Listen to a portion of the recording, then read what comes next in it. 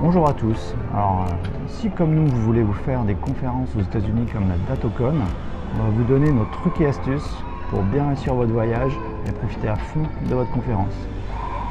Première astuce au niveau du vol, déjà, quand vous allez vers les États-Unis, sachez que l'aéroport où vous atterrirez en premier, c'est là que vous allez être contrôlé par la douane et l'immigration. Donc, dans la mesure du possible, essayez toujours de trouver un vol qui part d'Europe pour arriver directement dans la ville de destination où vous voulez aller.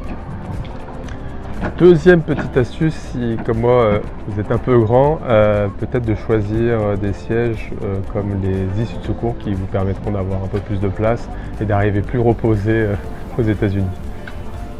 Voilà. Troisième astuce, c'est le décalage horaire.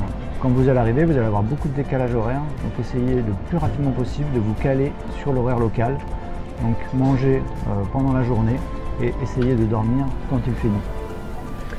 Une autre aussi astuce, souvent les conférences sont dans des hôtels, favorisez l'hôtel de la conférence pour y séjourner, pour faire des allers-retours rapides si vous devez aller à votre chambre, ou prendre un hôtel qui est vraiment pas loin parce que les distances aux États-Unis sont vite grandes.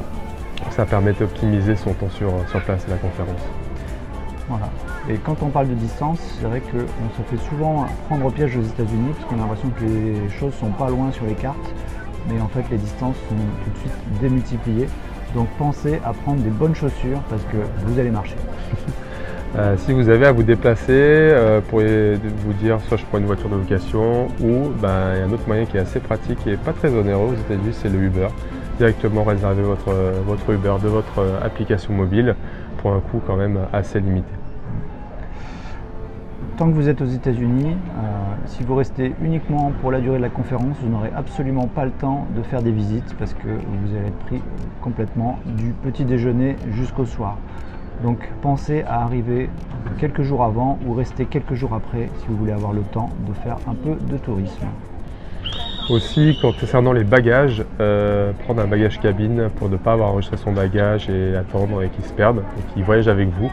Il y a des sacs à dos qui sont très bien faits pour optimiser le rangement à l'intérieur et que vous puissiez passer rapidement tout ce qui est douane, contrôle et autres. Voilà.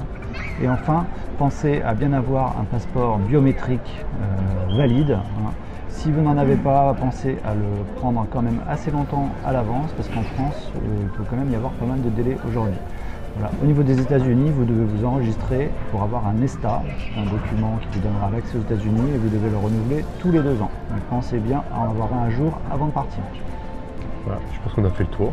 Voilà, c'était nos trucs et astuces pour partir à une conférence aux États-Unis et vivre à fond l'expérience MSP.